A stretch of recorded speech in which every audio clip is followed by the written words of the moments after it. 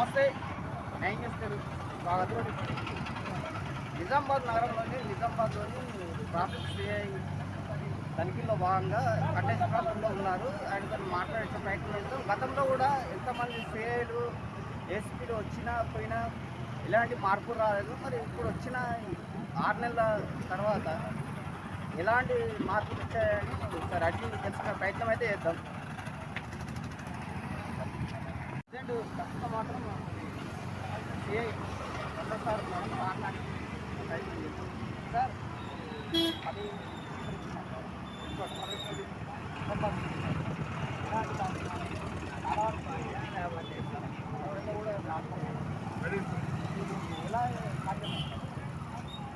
ముఖ్యంగా ప్రతిరోజు కూడా మా నిజామాబాద్ పోలీస్ కమిషనర్ గౌరవ శ్రీ సాయి చైతన్య గారి ఆదేశాల మేరకు మేము వెహికల్ నిర్వహించడం జరుగుతుంది. అదేవిధంగా సార్ గారే మరి ఆపరేషన్ రూప్ హైదరాబాద్లో అయితే ఏ విధంగా చేసిరో ఆపరేషన్ రూప్ అంటే ఏంటంటే క్యారేజ్ వేలు కానీ ఫుట్పాత్లు కానీ రోడ్ల మీద ఇష్టం వచ్చిన రాజకీయంగా పార్కింగ్ చేసిన వెహికల్స్ కానీ పనుల వల్ల కానీ ఇది ఆపరేషన్ రోప్ ద్వారా క్లియర్ చేయాలని జరిగింది.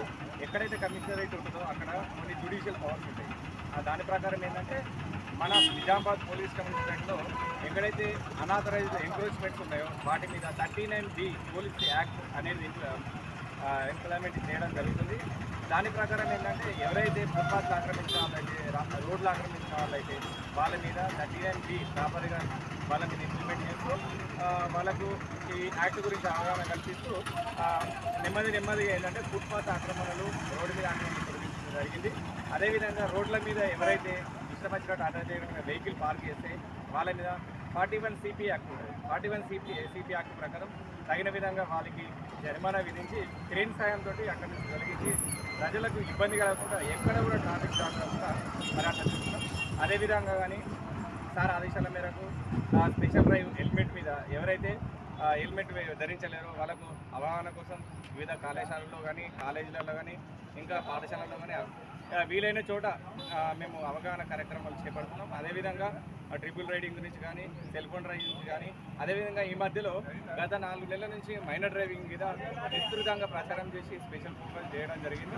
మరి అందులో భాగంగానే పత్రికాముఖంగా ప్రింట్ అయిన ఎలక్ట్రానిక్ మీడియా ముఖంగా కూడా మనము ఏదైతే మైనర్ డ్రైవింగ్ చేస్తుందో దాని యొక్క దుష్ప్రభావాలు ఏ విధంగా ఉంటాయి, మైనర్ డ్రైవింగ్ చేస్తే వాటి యొక్క అనర్థాలు ఏ విధంగా ఉంటాయి, అయితే ఆ మైనర్ బాలుడు మైనర్ డ్రైవింగ్లో పట్టుబడినట్లయితే ఆ మైనర్ బాలుడి మీద 8 కేసులు యాక్షన్ తీసుకోవడం జరుగుతుంది. అదేవిధంగా వాహన యజమాని మీద ఎటువంటి యాక్షన్ తీసుకోవడం జరుగుతుంది.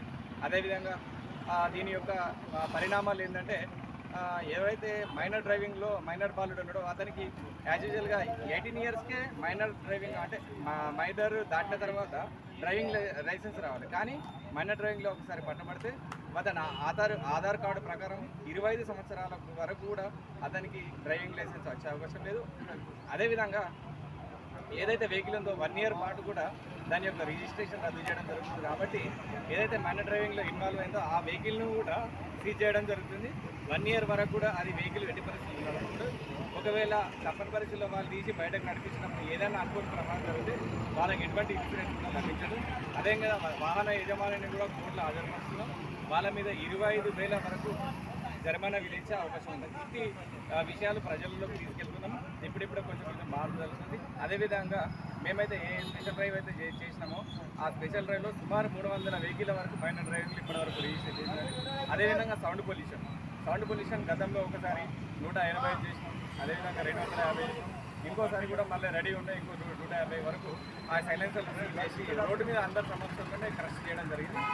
అదేవిధంగా ఏంటంటే ప్రజలకు మేము ఈ సందర్భంగా తెలియజేస్తున్నది ఏంటంటే అందరూ కూడా రోడ్డు నియమాలు పాటించండి, పోలీసు కోఆపరేట్ చేయండి.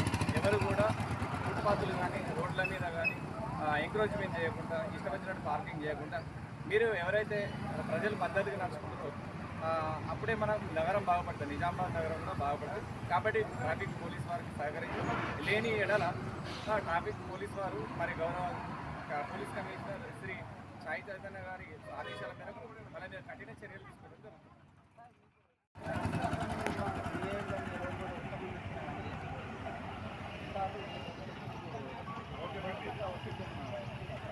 ఎవరు ఏ రాజకీయ నాయకులు ఫోన్ చేసి మనం చెప్పినా కానీ వాళ్ళకి చక్కగా వివరించడం జరుగుతుంది.